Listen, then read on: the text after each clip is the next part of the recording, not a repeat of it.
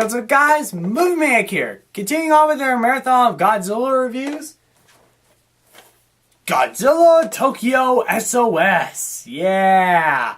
Now, this one is a direct sequel to Godzilla against Mechagodzilla. Instead of another Godzilla Millennium movie, which ignores all the previous ones and just be a direct sequel to the 1954 one. But again, this one's a direct sequel. So, this one is really good. This one's a really good one. Actually, I saw Tokyo S.O.S. before Godzilla against Mechagodzilla. And I just remember this one was awesome. So, the plot for this one, I mean, since, in the last movie they introduced Kiryu, or recreated Mechagodzilla Kiryu, this time they brought back Mothra in this one again. And also Mothra larvas, twins actually.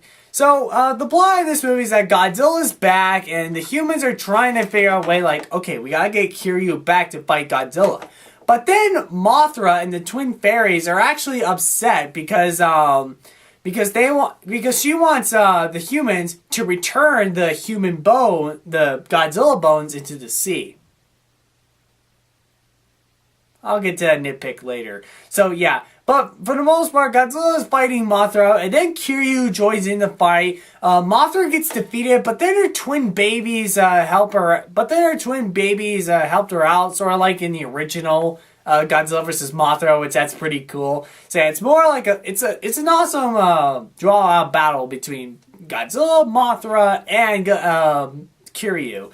So. Yeah. Now, like I said, when I get to the nitpick later, here's what I mean. Here's what I would add to nitpick about the story. Why does Mothra care about Godzilla's bones? Like, is it some sort of destructive? Is that some sort of destructive environmental thing, like in the '90s, Godzilla Mothra, or is it? I mean, I don't know why. I mean, why do they want Godzilla's bones to be back at the sea? I mean, I don't know. I mean, if you're watching this, if you've seen, like, Tokyo S.O.S., if you're an expert on it, if you know why, please comment that down below. I really want to know.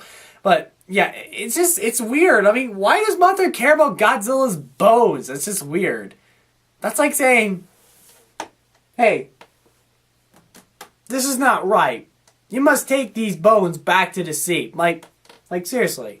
So, anyways, that's just like my little nitpick of the movie. And again, some of the human characters aren't that much as interesting, although there are two characters actually pretty interesting. There's this kid and this grandfather, which they have a pretty interesting, like I really love the relationship between those two, like, especially when they know about Mothra, because the old guy has, like, been to this infant island where they saw, the twin fairies, and no, this is not a follow-up of the 90s Godzilla Mothra, but it's clearly a recreated moment, a recreated story of that. So yeah, he goes to the island, he meets the fairies, and of course they both know so much about Mothra. I mean, even like the kid, like he goes to his school, and then like he grabs all these desks and he makes some sort of symbol which Mothra appears.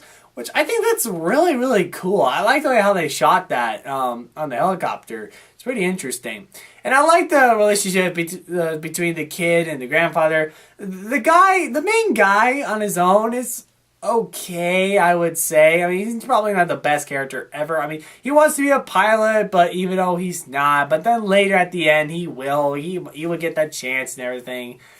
So, yeah, I don't know. It's just not that interesting with human characters. But the fight scenes are so cool. Now, actually, Mothra, I don't really like her fighting skills that much in this one. Because, like, well, in the 90s version, like, when Mothra flaps her wings, there's, like, these little lightning things that comes out of her wings, and that, like, weakens Godzilla. But this time, like, whenever Mothra is flapping her wings, there's, like, these gold pixie dust just, like, flying at Godzilla. And I guess the point of that, if Godzilla like tries to use his atomic breath on those gold sparkly things, it'll explode, which I guess that's the point. But also, when Mothra is using it, she's dying. I mean, kind of weird to think about. I mean, she's using her only powers to destroy, like, Godzilla, but unfortunately, it's killing her. But I don't have to blame... But I'm not going to say that's a problem because in the original, they do the same, that Mothra tries her best to like try to kill Godzilla, but then she gets so weak, she dies and everything. And same thing for this movie. And again, Mothra's Mothra larvas are back in this one, and they're still pretty cool. They still shoot web and everything. So yeah, and the fight scenes between Godzilla and Kiryu in this one is awesome. I mean, I think the fight scenes in this one is better than the last one because, like, this time, what I really like at the end where Kiryu uses his like drill thing and stabs Godzilla, and I'm not sure if it kills him or not, but it like injures him really, really badly. And I like that scene where like Mothra larvas were just like spinning web at it, and then like Kiryu like grabs him and shoots him out into sea, and he gets him buried and everything under the sea. Which it's pretty interesting though. I really like that. Most of the fight scenes between Godzilla and Kiryu are better than the last one. Even though it is kind of weird, because in the movie, they also show like this secret ending after credits scene. And, you know, I really don't know what it's supposed to be. I mean, you like go inside this room thing, which I think that's like the inside of Kiryu, I guess. I mean, I don't know why they showed that. Maybe it's because it's supposed to be another follow-up for Tokyo S.O.S, but I don't know. Maybe there is, maybe not. I don't know. I don't even know what the after credit scene is, but I'm guessing it was probably supposed to have some sort of another direct sequel, but unfortunately we didn't. But we got our next one, Final Wars. So yeah.